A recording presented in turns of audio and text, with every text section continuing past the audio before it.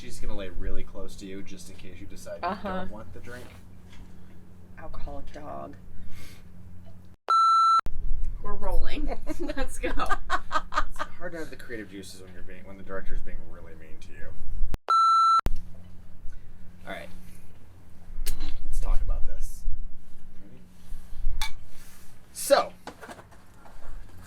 That was not an invitation for you to show the world your butthole, Stella. No. Lay down. It's an alcoholic. Oh my gosh.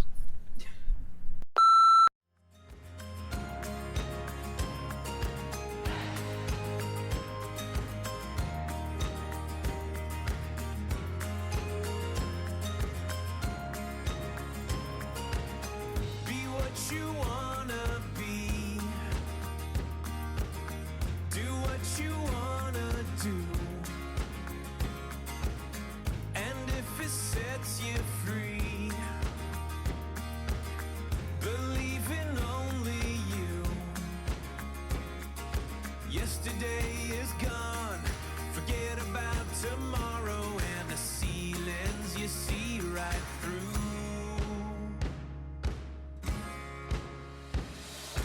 Find the moment and make it. Write your headline and raise it to the sky. No one else can create it.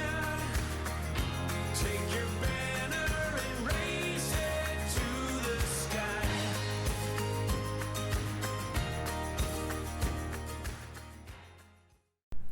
Wow. So, anyway, again, Yes. here we are. And we're going to talk about the damage. And we touched on it in last week's video. And this week we're going to show you getting into the repairs and how they progressed and how they were a lot worse than what we thought. So at the beginning here, we're going to show you when we surveyed the boat, when she came off the transport ship, and what us and the surveyor and everybody else saw before we started taking a grinder to it and cutting it apart. It was a little traumatic, and I wish we had more video, but I think we were all kind of shell-shocked over what was going on. Yeah, I think that when it came down to getting into the repairs, we thought that it was going to be so simple and easy that the way it surveyed it just seemed like it needed to be prettied up, I guess, for no better way to put it. Well, and I mean, to be fair, we did find a little bit of what we heard, what sounded like delamination, but it wasn't over a broad area. And we're going to see in the pictures and what video we have of why that is. But yeah, we started digging into what we thought was the small repair, and then it just grew like a cancer. And well, and what seemed to be this little spot got bigger. It just, as you got into it, it got bigger and bigger, and quite frankly, we were devastated. I was devastated. I mean, I think you took it a little bit more in stride than I did, but It has to get worse before it gets better, right, baby? I mean, I just remember, God, I can't even look at the video anymore now, even without kind of tearing up, because it still gets me. But You cried. I There was cried a lot of crying There was going a lot on. of crying. So I was like, oh, I'm just going to repair the boat. And then the repair went to a little hole in the boat, went to a little bit. I mean, there wasn't any real big holes in the boat, No. but it's where the damage happened. And they just It's just every time you touched one, there was another hole in the boat. And Yeah. Some of them were one-sided holes. Some of them were two-sided holes. But, I mean, there's only one way to do it, and that's the right way. And the only way out is the other side. And so, keep in mind, this is also around the time that the boat fell on us. So there was a lot of stuff going on at one time. And yeah, we thought we were just going to get some paint the boat. We were going to do that while we waited for the whole deal to come down with the insurance company. And yeah, a little bit of repair going on, but when you open it up and the little repair turns into 2.5, 3 months worth of grinding and cutting, and at least we were waiting for a cross beam while that was all going on. yeah. Anyway. All 12 weeks of it. So, anyway. And keep in mind, some of it too, we just don't know. We weren't, I wouldn't say completely informed, because I'm not sure that you truly can be, but we knew that she was in the BVIs in Irma and Maria, And we knew that she had been pounded up against the dock pretty good, had some pretty good dock rash.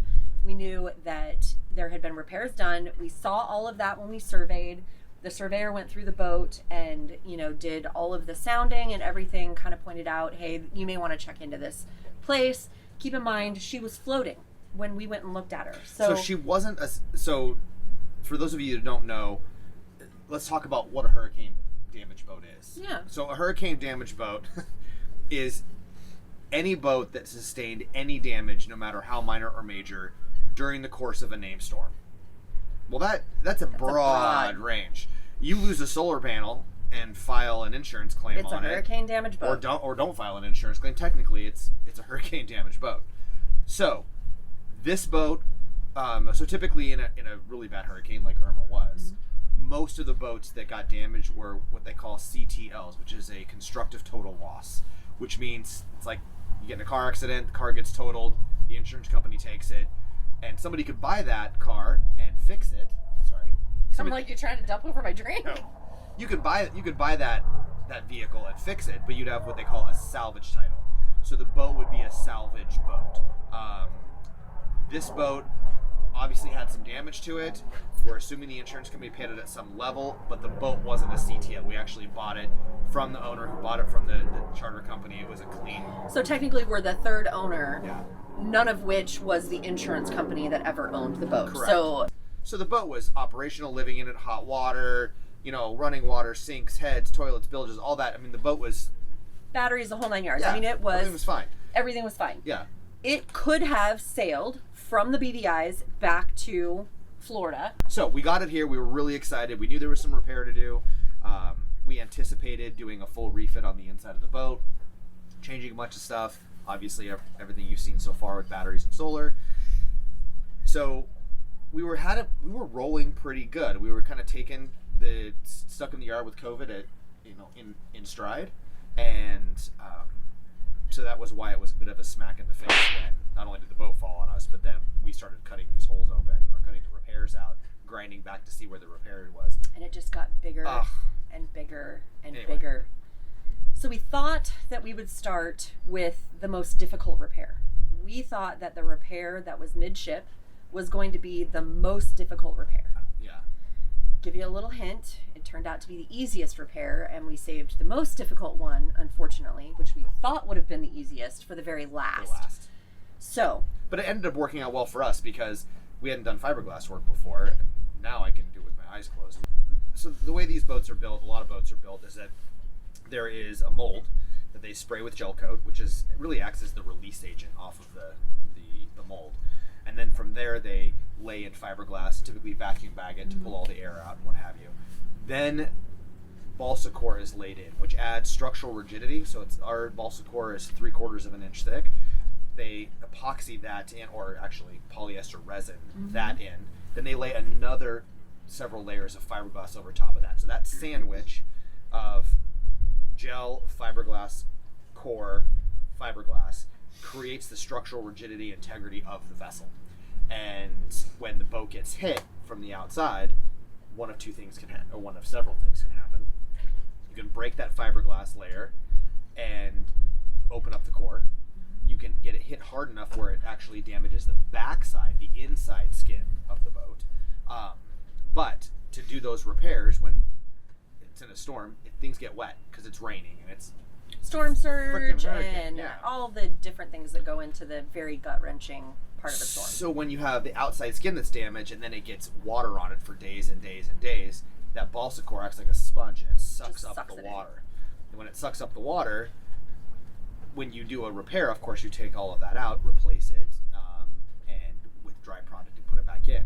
Well, after storms, they do what they call hot patches, which we didn't know what a hot patch was at the time.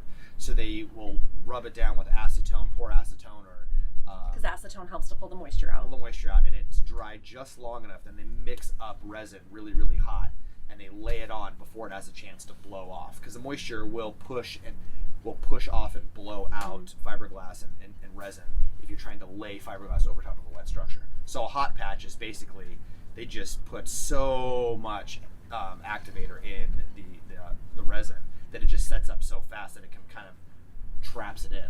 Well, once that moisture and bacteria is trapped in, it slowly rots and spreads, and a lot of that rot can take place in the absence of air or in the absence of or in the presence of very little oxygen, and these spread, and you'll kind of see where that was at. So most of what we replaced wasn't so much a lot of damaged fiberglass, it was a small section of damaged fiberglass that then rotted back behind and spread. So we had to pull out.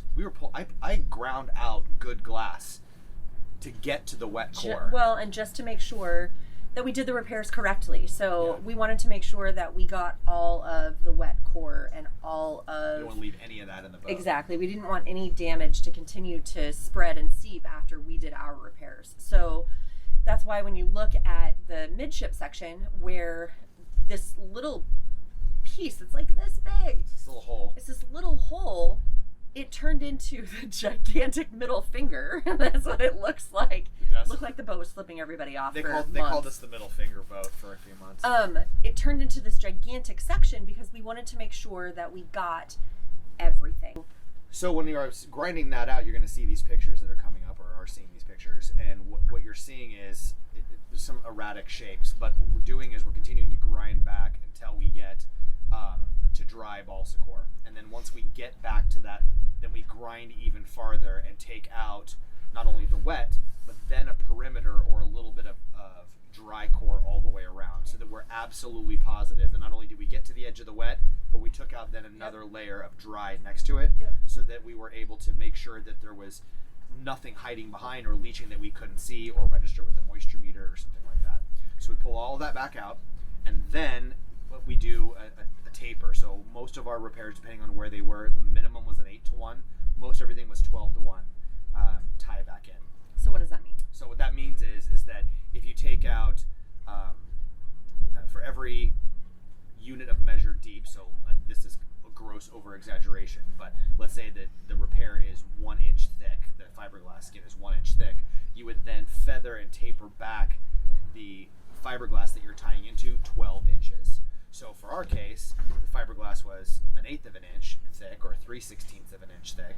So you take that figure and multiply it times 12. So for round numbers, let's call it 1/4 of an inch, so that we would feather back a minimum of 3 inches of fiberglass all the way back. Most of it ended up being 4 or 5 inches, which does not take into account the top coat or the gel or anything like that. So that's just the fiberglass that ties back in.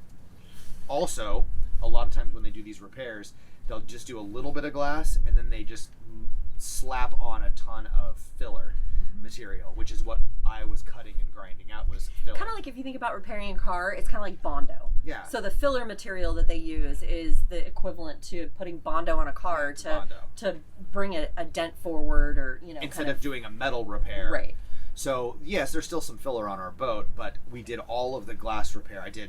Every time I needed to build or repair something up, I added layers of glass, so that if you were to go out on the outside of our boat, God forbid, and sand through the paint now, you would sand through the top coat, you would get to some primer, and then there would be just a faint, ever slight layer, or just low areas here or there, but there isn't anything thicker on this boat. There's no filler on this boat thicker than 1/16 of an inch in a few spots. Now, that's messy to do that, because glass repair is it sucks, because once the glass goes on, that shit gets everywhere and you just itch. But we wanted the boat to be strong. So we wanted it to be done right. So we did all of our repairs not with polyester, which is much cheaper to do, but we did all of our repairs above and below the waterline with West System epoxy. West System is a really, really good quality epoxy. They've got a standard base, and then you can mix it with different hardeners. Thank you. And we started early and in the year, so I started with the 205, which is the fast. I didn't know any better. It sets just as hard and as durable as 206, which is their slow hardener. So fast versus slow, for those of you who don't know, it really speaks to how quickly the product kicks or hardens, or in some cases, if it's in a mixing cup, if you don't get to it Smokes. fast enough, it actually starts to smoke and it gets so ungodly hot. So It's work time. it's work time. Yeah. So it's the slow hardener, you have more work time. The fast hardener, you have much less work time. So Yeah. Ty likes to do things fast. So Well, and it wasn't so much that, but if you use the slow, you would do a layup on fiberglass, like, and then it was time. Then it was a whole day, and then you Well, another and layup. not to mention that we, of course, in 2020 dealt with the rainiest that Florida has ever been. So we were dealing with constant storms, battling constant systems that were moving through. That there were even instances where we would put plastic over the repair, and then the girls would stand out there on ladders and scaffolding and hold the plastic up so that we could fill in the balsa core or the fiberglass or what have you underneath the plastic, so that then as the rain came down, we could put the plastic back down over and cover it up so that we didn't have to cut out and redo what we were working so hard to finish. So we it were dodging storms, so having that 205 allowed us to get, well, to dodge weather and to get a solid repair, but also on the days that we had that were good, it allowed us to I could do multiple layers in a day. I could go back and it would set up, I could prep the surface again and add another layer, or tie in, or grind back, or shape, or do any of this body work on the boat, which really did speed up the process. But the weather just drug us out. It's something that I think that if I had to do it over again, I probably could knock it out in, I would say, about 2 or 3 weeks. Yeah. It was 2 or 3 months, and I think that in those 2 or 3 months, I think that we at least minimum doubled the time because of the weather. The weather killed us. So. The weather killed us. Anyhow. So while we're waiting for things to set up midship, Ty decides that he wants to really start looking at the bow, and But we're feeling good. We're feeling good about midship. confidence is high Because we got over the hump. We get over the hump, and we got through, and it really, let me tell you, that repair turned out fabulous. It's beautiful. And then we thought, okay, that's the hard one. Now we're going to move on to this easy bow, and you'll see in the pictures here that there is just a little bit of fairing and primer and what have you that was kind of patched up on the nose. And we thought, okay, we're just going to sand that back. It really sounded solid in there, and we thought, there's no delamination here. Maybe on that bottom part of the nose, but after that, How long does a 5-minute boat project take? So then, So back that up for 2 seconds, though. Like, you seriously did stare at the bow of the boat, and you were very concerned as to how you were going to get the shape of the bow to be perfect. well, I don't know about there was that perfect, but I wanted conundrum. it to match the other side of the boat. And So what happened was the concern became more and more prevalent as he got into this repair, and well, don't tell them too much, because that's next week, where we talk about how we're cutting. I keep cutting back, and it gets bigger and bigger and bigger, and the more I take out, the harder it's going to be to bring the shape back. So, and how did I keep the shape? That's another important thing. How did I fix the shape? And, well, I suppose we should just stop talking, and we'll pick it up next week. But here's the picture of what we ended up with after we just had our great high on the midship. This was the low that we ended up with. So, we'll see you guys next week. Thanks again so much for watching. Please don't forget to subscribe. If you want to help us out, the best thing you can do is just hit a like, subscribe, and tell your friends. make a comment below if you have any questions about the process that we went through to go ahead and do these repairs on the boat, things that we found out and discovered and learned along the way. Yeah. There are lots of tips and tricks for buying a boat that either has exposed damage on it or things that you uncover after you've purchased the boat, How they hide things. how things are hidden. And just because you buy a boat that isn't labeled a damaged boat from a named storm doesn't mean that you're getting a boat that hasn't been damaged or repaired. Remember, we showed you the picture of the boat that actually hit a shipping container, and that was never in a storm. So keep in mind there's lots of tips and tricks. So comment below if you have any questions about that. If you'd like to help support our videos and become support part of the crew. support being part of the crew, you can leave us a tip in our tip jar. Sid will put a link down below, and there's also our Patreon where you can join our Patreon group and be part of the adventure. You can get early access to videos, get swag and stickers and all kinds of fun stuff. So check out all of those things in the links down below. Thanks again so much, guys, and we'll see you next week.